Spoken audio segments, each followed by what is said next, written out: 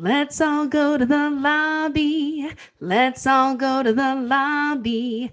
Let's all go to the lobby and have ourselves a drink.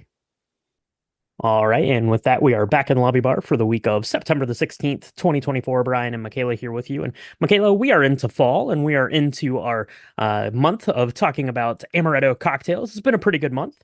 This past weekend was pretty low key for me. Sat around, watched some soccer games. I watched a bunch of movies. I watched like 5 movies on Sunday. That was pretty monumental. Took my wife to the movies one time in like 6 years, and now all she wants to do is watch movies. That's what we did. You did a bit of traveling over the weekend. That was fun, probably, I, maybe. I did. Yes, it was lovely. I got to go see my kind of goddaughter slash niece slash friend's daughter have parents weekend at the University of Arkansas. And that was cool because Razorbacks. I'd Okay. never been to Arkansas. Razorbacks. That's right. I got to call the Hogs. And Mm-hmm. as an Aggie, I have to say that it was really interesting seeing the traditions of another school through the eyes of an Aggie, which is a bona fide cult member. It was neat. It was neat. There was a lot of red dresses, a lot of boots. There was a lot more Okay. boots, a lot of Mm. bootage that I had not anticipated seeing. Um, Arkansas is still the South, right? But Yeah, I mean, unfortunately, kind of, yeah, yeah. yeah. I mean, it's like on the line, I think. Now, I went to school in Ohio. It's college, so I did my college footballing up there. We also wore boots, but that was because of the amount of snow that you had to wade through Right. to get to the games. Yeah. I'm guessing your boots didn't have heels. All the ones that I saw had heels. It was neat. I liked it. Unfortunately, I didn't get to drink much because they are very strict about IDing everybody and making sure that Mm. like no 21s and over are in certain Well, places. And that's good. it's really good. No, it is good. But because I was spending time with my niece who was not of drinking age, we did a lot of fun mocktails. Um, Okay. so they did like a kind of like a sex on the beach derivative. So it was a lot of like grenadine, not the liqueur, but just the cherry juice, basically, with some orange juice and some pineapple juice with a seltzer in it. That was kind of fun. Okay. And then there was this like razorback, I don't know, it was like a razorback spritzer, which basically looked and tasted almost like a Shirley Temple. But it was Okay. real red. So I mean, it was Yeah. like Jolly Rancher red. That was kind of neat. Um, S- yeah. Sent you into So like a diabetic coma, no doubt. All that sugar for sure. right. So, well, luckily for you, Michaela, and luckily for all of the listeners out there, I've got something really good here for the lobby bars. We're carrying along with our amaretto month. This might be the most lobby bar cocktails that we've ever done because it's two ingredients. They're both liqueurs, Love it. and they're delicious. So this is named French Connection, a movie that we have not covered yet. Maybe we could. Maybe we should do this cocktail to go alongside of it. But I got this right off of the Di Serono websites, and I said that sounds perfect for fall because it's an ingredient that I love at fall time, and you can serve it either over ice, which is how I had mine, or you can warm it, which is something you can do with cognac, which is nice, on a chilly fall day. But this is called the French Connection, and it goes like this: into a goblet. Style glass, some sort of snifter of some sort. If you're doing it over ice, you can put in a couple of ice cubes and then put in 1.5 ounces of cognac and 3/4 of an ounce of Di Serono of your amaretto.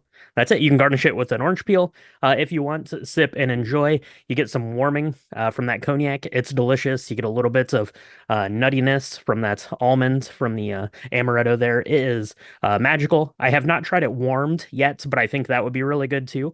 If you want to Oh do it yeah. warmed, the way I would do it myself is to just take that goblet that you're going to be serving in, fill it up with some hot water, and just let it sit for a couple of minutes. You just want a little bit of heat in the glass. You're not actually Mm, heating the cognac and stuff. So just let that glass sit for a minute or two to really warm up from that hot, kind of hot from the tap water there, and then go hmm ahead and do your cognac and Di Serono. But that would be more of a warming type of thing if you're sitting out, mm, around like a bonfire, fall day, watching leaves yeah. change or watching football or whatever you're doing.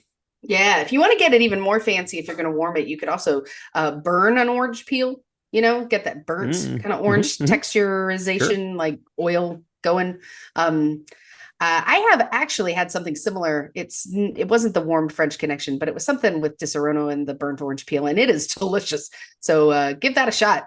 This is awesome, and it is a perfect lobby bar drink because we do try in the lobby bar to give you drinks that anybody can make. They're super simple, super easy ingredients to find and create, and this is perfect. Happy Absolutely. fall.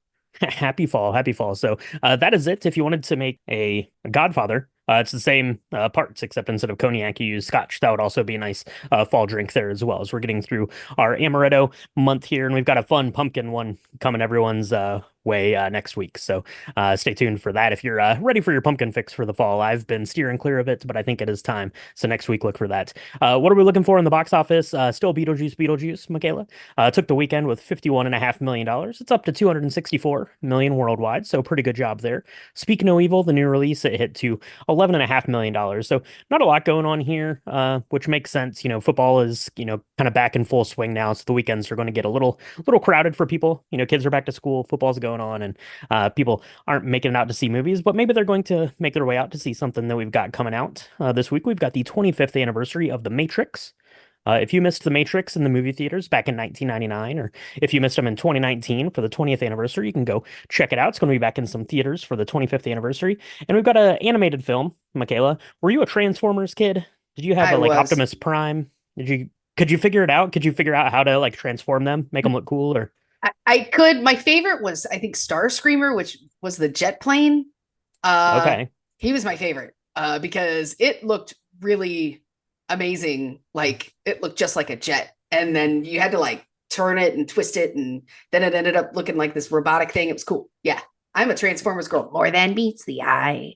There you go. Absolutely. So I've got that coming out. Actually, the early reviews that I've seen of it are really, really high. So I didn't have a lot of hopes for this one. I wasn't like super into Transformers. My brother had some Transformers, but it wasn't something I was super into other than playing with like his hand-me-down Transformers. But might have to check this out. You got Chris Hemsworth, Brian Tyree Henry, Scarlett Johansson, Michael Kay, John Hamm, Lawrence Fishburne, Steve Buscemi. Oh, Steve Buscemi's in it. Done. We're going to see Transformers 1 as soon as possible. That's what we're Yes. doing. If you're not making your way out to see a movie, maybe you're going to stay in and watch some TV. We've got our Emmy winners here. So the best comedy series goes to Max's Hacks, and the best drama series goes to FX's Shogun. And then the limited and anthology series is Baby Reindeer. We've talked about that a couple of times here on the pod, but Hacks and Shogun, I don't think you're familiar with either of those, Michaela. So get to business, get to work and get these watched.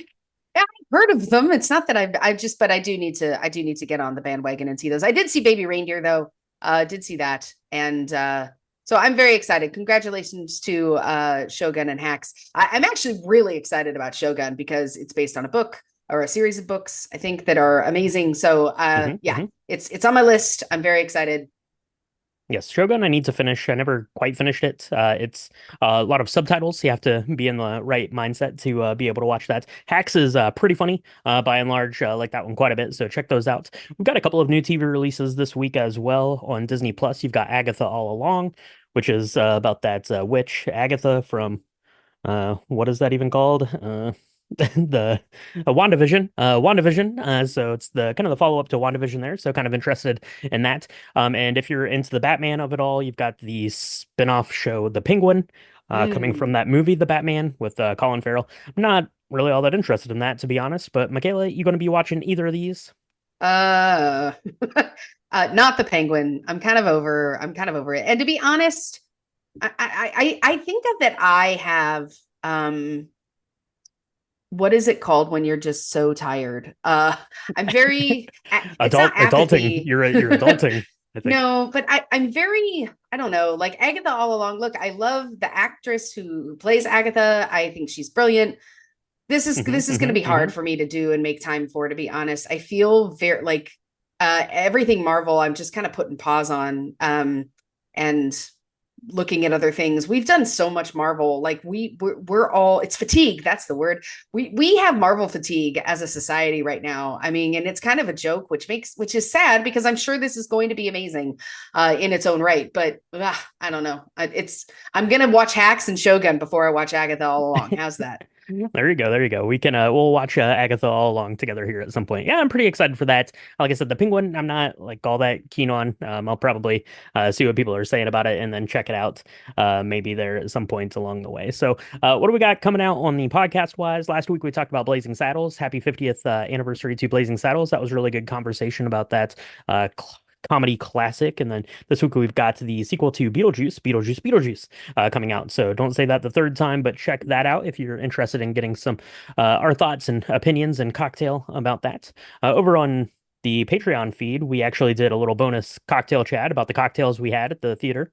Before seeing Beetlejuice, and then we did our bonus show about the original Beetlejuice. We've got our hangout coming up here in just about 10 days from the time you're listening to this. So got a lot of fun stuff going over on Patreon now too. So Michaela, I think that's going to wrap it up here. You need to rest up from your trip. That sounds like a lot of fun. We've got to get some pumpkin butter going, I think, for next week's lobby bar cocktails. So we're going Mm. to do that. We're going to head out and see Transformers 1 immediately. And then we're going to talk to everyone next week in the lobby bar.